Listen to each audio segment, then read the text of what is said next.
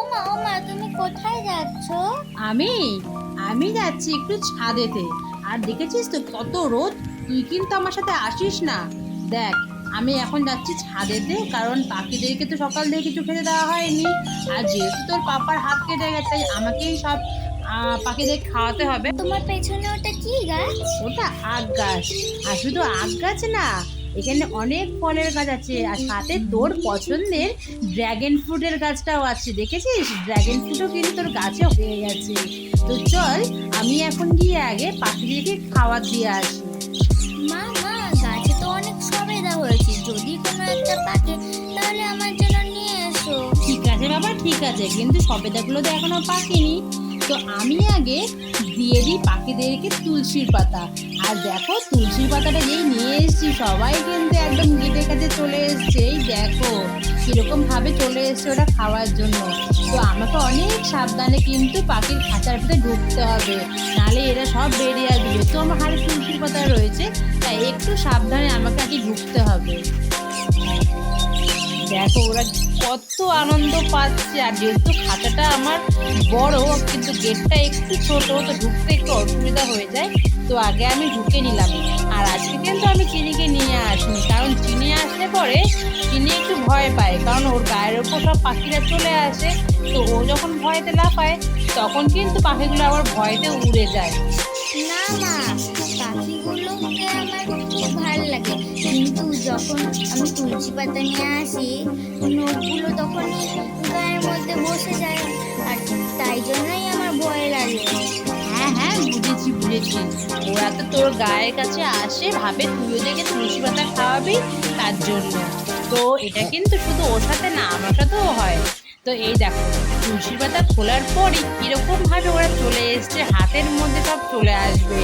আপাতত একজন এসছে, একজনেরটা দেখে দেখে সব কজন চলে আসবে। তো আমি কিন্তু হাতের মধ্যে কিছুক্ষণ খাওয়াবো। তো দেখো কত ভালো লাগে হাতের মধ্যে খাওয়াতে। আর সত্যি কথা বলতে, আমরা কিন্তু পাখিদেরকে মেডিসিন খুব কম দিই। আমরা যতটুকু পারি ন্যাচারালভাবেই পাখিদের ট্রিটমেন্ট করি। যেমন কিছুদিন পর পরে কিন্তু আমরা নিম পাতা খাইয়ে কিন্তু ডিওয়ার্মিং করাই, কারণ কৃমির জন্য আমরা কোনো ওষুধ খাওয়াই না। আর তার জন্যই নিম পাতাটা খাওয়াই আমরা। আর মাঝে মাঝে নিম পাতা জল ফুটিয়েও কিন্তু পাখিদেরকে আমরা স্প্রে করি। ও, তাই জন্য তুমি আমাকে নিম পাতা আর হলুদ বেটে গায়ে মাখিয়ে দাও, এই জন্য কি তুমি আমার ন্যাচারাল ট্রিটমেন্ট করাবে? একদমই তাই। ন্যাচারাল ট্রিটমেন্টের থেকে বড় কিছু আছে নাকি? আর আমাদের আশেপাশে যেসব গাছপালা আছে, তার মধ্যে অনেকই গাছ আছে যাদের আমাদের ঔষধি হিসেবে ব্যবহার করা হয়। আর নিম পাতার তো অনেক গুণাগুণ আছে, যেমন নিম পাতা তেমন তুলসী পাতার। তাই প্রত্যেক সপ্তাহে অন্তত একবার নিম পাতাটা বেটে তোর গায়ে মাখায়, যাতে তোর গায়ে কোনো রকম র্যাশ না বেরোয়। আর সেই রকমই আমি কিন্তু নিম পাতা জলটা ফুটিয়ে সবুজ করি, সেটাকে ঠান্ডা করে পাখিদেরকে স্প্রে করি, যাতে পাখিদের শরীরের মধ্যেও যাতে কোনো রকম জীবাণু না থাকে। এদেরকে আর বেশিক্ষণ হাতে করে খাওয়াবো না। এবার আমি এই তুলসী পাতার বান্ডেলটা আমি রেখে দেব, যাতে আর যারা বসে রয়েছে দূরে, দেখতে পাচ্ছ এই যে ককটেল, এরা কোনো সময়তেই আমার হাতে এসে খায় না।